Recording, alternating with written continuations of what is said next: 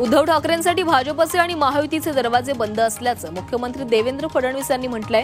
मुंबईत Zee न्यूजचा real heroes पुरस्कार सोहळ्यात त्यांनी हे वक्तव्य केलंय। तर शिवसेना उद्धव बाळासाहेब ठाकरे पक्षाकडून होणाऱ्या कौतुकावर अशा कौतुकापासून सावध राहणं गरजेचं असल्याचंही ते म्हणाले। आपण मंत्री आहोत, थोडं संयमानं बोलणं गरजेचं असल्याचं म्हणत मुख्यमंत्री देवेंद्र फडणवीस यांनी मंत्री नितेश राणे यांना सल्ला दिलाय। नितेश राणे हिंदुत्ववादी नेते असून त्यांच्या बोलण्याचे वेगवेगळे अर्थ काढले जात असल्याचंही फडणवीसांनी म्हटलंय। उद्धव ठाकरेंची येत्या 23 जानेवारीला जाहीर सभा होणार आहे। शिवसेना प्रमुख बाळासाहेब ठाकरे यांच्या जयंतीच्या दिवशी ही जाहीर सभा पार पडेल। उद्धव ठाकरेंची विधानसभा निवडणुकीच्या निकालानंतर ही पहिलीच जाहीर सभा पार पडेल।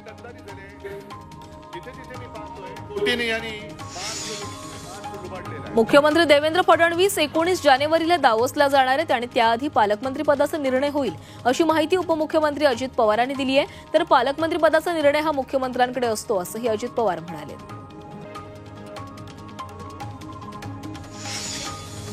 राष्ट्रवादीच्या मुख्य प्रवक्तेपदी माजी खासदार आनंद परांजपे यांची नियुक्ती करण्यात आलेली आहे। उपमुख्यमंत्री अजित पवारांनी ही नियुक्ती केली आहे।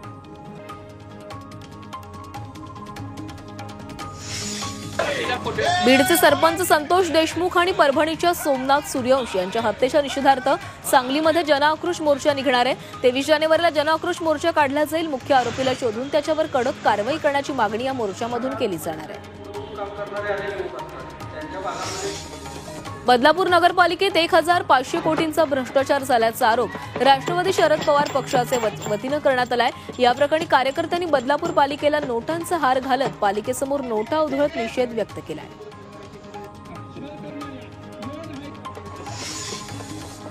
यवतमाळच्या वणी इथं गोवंशाची कत्तल करणाऱ्यांवर कारवाई करण्याच्या मागणीसाठी भाजप आक्रमक झाली आहे। भाजप जिल्हाध्यक्ष तारेंद्र बोर्डे आणि बजरंग दलासह हिंदुत्ववादी संघटनांनी पोलीस ठाण्यासमोर धडक दिली।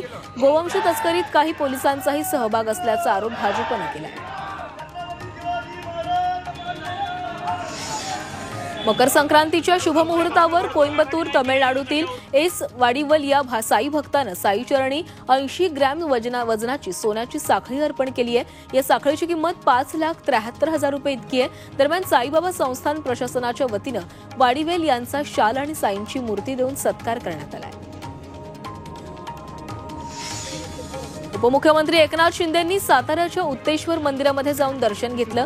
शिंदेंनी महाराष्ट्रातील जनतेला सुखी ठेवण्यासाठी प्रार्थना केली आहे। यावेळी त्यांच्यासोबत मंत्री भरत गोगावलेही उपस्थित होते। नाशिकच्या चांदवड तालुक्यातील शिंगवे इथं खंडेराव महाराज यात्रोत्सवाला सुरुवात झाली। अश्विन संजय वरे हे या वर्षीचे मानकरी ठरले असून त्यांच्या हस्ते 12 गाड्या आणि मिरवणूक प्रारंभ करण्यात आला। यात्रेसाठी पंचक्रोशीतील भाविकांनी मोठ्या प्रमाणावर हजेरी लावली।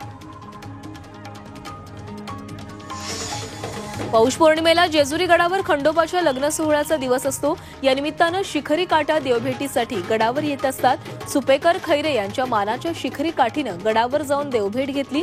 गेल्या अनेक वर्षांपासून खैरे यांच्या काठीची शिखर भेट घेण्याची परंपरा आहे। चंद्रपूर जिल्ह्यातील बल्लारपूर कारवा मार्गावर प्रवाशांना अचानक राजेशाही थाटात जाणारी वाघोबाची स्वारी दिसली। त्यामुळे रस्त्यावरील वाहतूक काही काळ मंदावलेली होती। वाघोबाचा हा व्हिडिओ सोशल मीडियावर व्हायरल झालाय। चंद्रपूरच्या कारवा जंगलात वाघाच्या हल्ल्यात वनमजुराचा मृत्यू झालाय। बांबू तोडत असताना दबा धरून बसलेल्या वाघानं मजुरावर हल्ला केला। दरम्यान वनविभागाच्या मदतीनं संबंधित वाघाला जेरबंद करण्यात यश आलंय।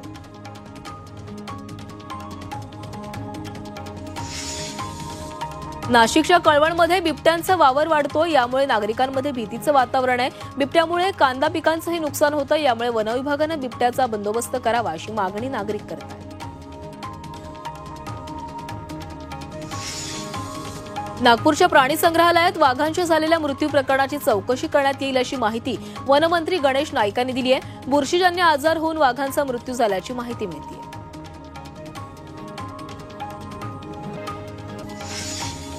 मुंबई नाशिक महामार्गावरून एसटीनं प्रवास करणाऱ्या एका प्रवाशाची बॅग चोरट्यांनी लंपास केली आहे। चोरट्यानं तब्बल 1,68,00,000 रुपयांचे दागिने आणि रोख रक्कम लंपास केली। या प्रकरणी पोलिसात गुन्हा दाखल करण्यात आला। वाशिम जिल्हाधिकारी कार्यालयातील लाचखोर कनिष्ठ लिपिक याला एसीबीनं अटक केली आहे। कनिष्ठ लिपिकानं 1000 रुपयांच्या लाचेची मागणी केलेली होती।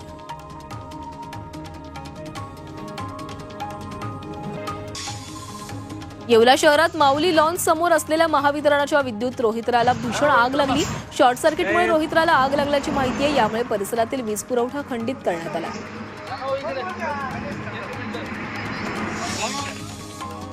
पुण्याच्या इंदापूर तालुक्यातील माळवाडी गावात उसाला आग लागली। यामध्ये 7 ते 8 एकरावरील ऊस जळून खाक झाल्याची माहिती मिळते।